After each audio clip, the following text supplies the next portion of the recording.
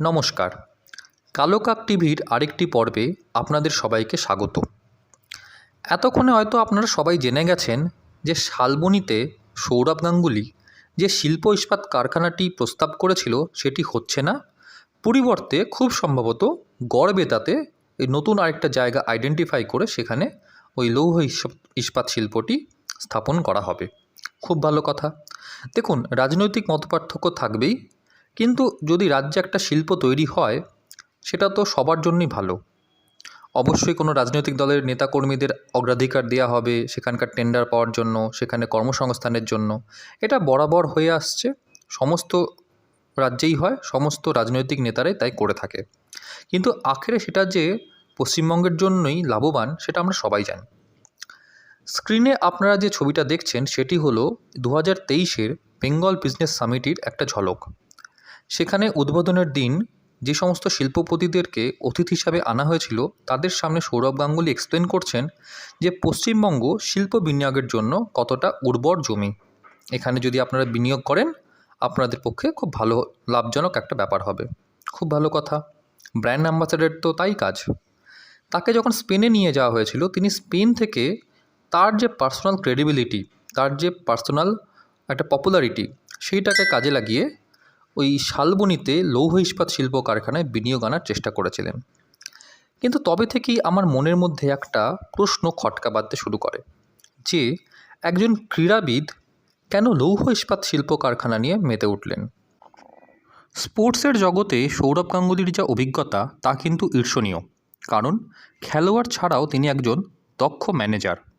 তিনি যেমন একই ধারে বিসিসিআই সামলেছেন, আবার ঠিক তেমনি অ্যাথলেটিকো দি কলকাতা টিমেরও সমস্ত কার্যভার তিনি সামলেছিলেন।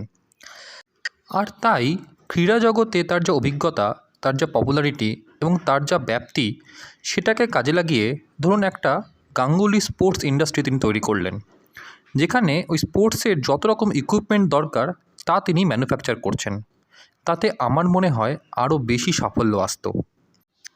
ভারতবর্ষে এই স্পোর্টস ইকুইপমেন্ট ম্যানুফ্যাকচারিংয়ের সমস্ত বলা ভালো 90% শিল্পই কিন্তু হরিয়ানা, পাঞ্জাব, উত্তর প্রদেশের ওই পশ্চিম দিকটা, জম্মু কাশ্মীর এবং চেন্নাইয়ের মধ্যেই অবস্থান করছে। পশ্চিম ভারতে মহারাষ্ট্রও কিন্তু এই দিকে অনেকটা এগিয়ে আসছে।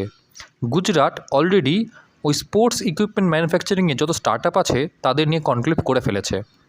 উত্তর পূর্ব ভারতেও কিন্তু ওই ব্যাম্বু বেসড অনেক শিল্পই আস্তে আস্তে মাথা চাড়া দিচ্ছে। আপনি কি জানেন আমাদের পশ্চিমবঙ্গে যে শাটল কক তৈরি হয়, সেই শাটল কক বিশ্বমানের। যে বিশ্ব চ্যাম্পিয়নশিপ অর্গানাইজ করা হয় ব্যাডমিন্টনের, আমাদের পশ্চিমবঙ্গ থেকে তার শাটল কক যায়, কিন্তু সেটা একটা ইনফর্মাল সেক্টর, অসংগঠিত ক্ষেত্র। এই সমস্ত ছোট ছোট শিল্পগুলোকে যদি এক ছাতার তলায় এনে ওই Ganguly sports equipment manufacturing company এরকম একটা প্ল্যাটফর্ম দিতে পারত, তারা কিন্তু আরও ভালো লাভবান হতো এবং আরও বেশি সংখ্যক মানুষ তাতে কাজ পেত। যেমন ধরুন, ক্রিকেট খেলতে কী কী লাগে?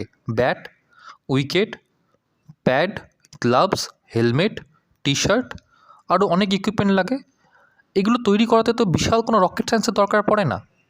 সেটা যদি আমার পশ্চিমবঙ্গে তৈরি হতে পারতো, আমার পশ্চিমবঙ্গে কাঠ আছে, মানুষ আছে, লেবার আছে, ইলেকট্রিসিটি আছে, কি নেই? সৌরভ গাঙ্গুলির অভিজ্ঞতাকে কাজে লাগিয়ে যদি স্পোর্টস ইকুইপমেন্ট ম্যানুফ্যাকচারিং কোম্পানি আমাদের পশ্চিমবঙ্গে তৈরি হতো, তো বিশ্ব মানচিত্রে পশ্চিমবঙ্গের জায়গা অনেকটাই পাল্টে যেত, অনেক মানুষ কাজ পেত। আমরা বাঙালিরা গর্ব করে বলি সব খেলার সেরা বাঙালির ফুটবল, কিন্তু ফুটবল কোথায় তৈরি হয়? সমস্ত তৈরি হয় পাঞ্জাব নয় হরিয়ানাতে। আমাদের পশ্চিমবঙ্গের চর্মশিল্পকে কেন্দ্র করে কি ফুটবল তৈরি হতে পারে না? পশ্চিমবঙ্গে কি ফুটবল তৈরি করার মতো একটা লোক নেই? অবশ্যই আছে।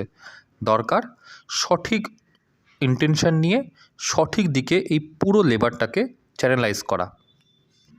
গোটা পশ্চিমবঙ্গে আপনি এমন একটা বাড়ি পাবেন না যে যেখানকার ছেলেরা বা মেয়েরা জীবনে কখনো ক্রিকেট ব্যাট কেনেনি। কিন্তু ক্রিকেট ব্যাট কোথায় তৈরি হয়? 90% ক্রিকেট ব্যাট তৈরি হয় হরিয়ানা, পাঞ্জাব আর পশ্চিম উত্তরপ্রদেশে। কাশ্মীরে যে ক্রিকেট ব্যাট তৈরি হয় সেটা ম্যাক্সিমামটাই এক্সপোর্ট হয়ে যায়।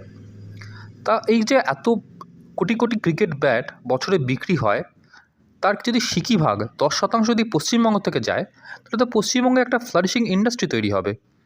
তাতে কার লাভ? অবশ্যই সাধারণ মানুষের লাভ। এবং সৌরভ গাঙ্গুলির মতো একজন দক্ষ প্রশাসক, একজন অভিজ্ঞ ক্রিকেটার যদি পুরো শিল্পটাকে দিক নির্দেশ দিতে পারতো, গাইড করতে পারতো, তাহলে আমার মনে হয় ওর থেকে ভালো ইন্ডাস্ট্রি পশ্চিমবঙ্গের জন্য এই মুহূর্তে আর কোনো কিছু হতে পারতো না। গুজরাটের আনন্দ, সানন্দ বা বানাসকাঠা, এরা কিন্তু ওই দুগ্ধ উৎপাদনকে কেন্দ্র করেই গোটা বিশ্বে তাদের পরিচিতি পেয়েছে আমূল হিসাবে। আমাদের পশ্চিমবঙ্গেও কৃষিভিত্তিক শিল্পের বিপুল সম্ভাবনা, আমি এটা অনেক ভিডিওতে বলি, কিন্তু আমাদের রাজ্য সরকার এই কৃষিভিত্তিক শিল্প উৎপাদন বৃদ্ধি বা তার ইনফ্রাস্ট্রাকচার তৈরিতে তেমন কোনো বড় স্টেপ নেয়ই না। আমাদের রাজ্যে প্রতি বছর ঘটা করে ওই বেঙ্গল বিজনেস সামিট হয় বটে, কিন্তু তাদের লাভের লাভ কিচ্ছু হয় না। আমরা দেখিনি যে আমাদের পশ্চিমবঙ্গে বড় মাপের কোনো হেভি ইন্ডাস্ট্রি তৈরি হতে। সেখানে যদি এরকম একটা লৌহ ইস্পাত শিল্প তৈরি হয় সেটা অবশ্যই আশার আলো, কিন্তু সেটা আদৌ কতটা তৈরি হবে আর কতটা ওই নেতাদের পকেটে যাবে সেটা জানি না। পাট শিল্প মায়ের ভোগে, আমাদের রাজ্যের গর্ব পাট শিল্প ভোগে। আর এই টাটা ন্যানোকে কেন্দ্র করে আমাদের রাজ্যের যেরকম ছবিটা তৈরি হয়েছে, বিশেষ করে বিদেশি বিনিয়োগদের কাছে, কারণ তারা যখন কয়েক হাজার কোটি টাকা বিনিয়োগ করবে তারা অবশ্যই রাজ্যের হিস্ট্রি পড়বে। বিনিয়োগ আনা বা রাজ্যের ওই শিল্পায়ন তৈরি করাতে রাজ্যের কি হিস্ট্রি, তাদের কি ট্র্যাক রেকর্ড, তারা কিন্তু যে কোনো বিনিয়োগকারীরা অবশ্যই পড়ে। আর তাই আমাদের রাজ্যে শিল্প আনতে গেলে আমাদের রাজ্যের ওই শিল্প বান্ধব একটা মুখ তৈরি করা অবশ্যই দরকার।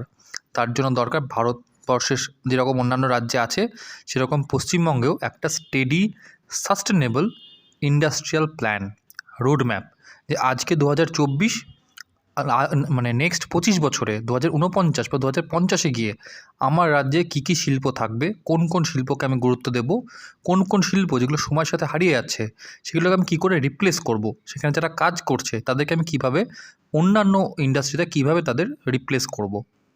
এই পলিসি কিন্তু আমাদের রাজ্যে নেই, অনেক রাজ্যের আছে।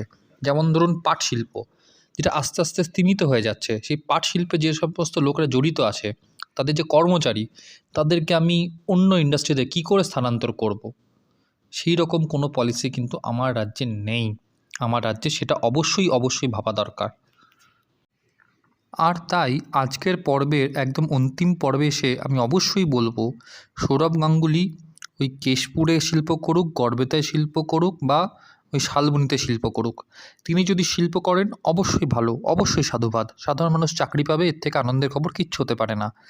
কিন্তু যার যেখানে এক্সপার্টিস, যেখানে সে সবথেকে বেশি নিবেশ করতে পারবে, সবথেকে বেশি সাহায্য করতে পারবে, তাকে সেখানে নিবেশ করা উচিত, তার সেখানেই টাইম দেওয়া উচিত, তার সেটাই প্রায়োরিটি হিসাবে সেটাকে প্রমোট করা উচিত। একজন খেলোয়াড়ের ক্রীড়াভিত্তিক শিল্পকে প্রমোট করা উচিত, বা তাকে কেন্দ্র করে যদি ইকোনমি ডেভেলপ করা যায় সেইটা করা উচিত। লৌহ ইস্পাত শিল্প সৌরভ গাঙ্গুলির ডোমেন নয়, লৌহ ইস্পাত শিল্প সৌরভ গাঙ্গুলির এরিয়া অফ এক্সপার্টিস নয়। তিনি যতই ওই টিএমটি বারের বিজ্ঞাপন দিক না কেন, ওই টিএমটি বার তৈরি করার শিল্পটা কিন্তু সৌরভ গাঙ্গুলির এরিয়া অফ এক্সপার্টিস নয়। আজকের পর্বটি ভালো লাগলে আমার চ্যানেলটি লাইক, সাবস্ক্রাইব ও শেয়ার করুন। ধন্যবাদ।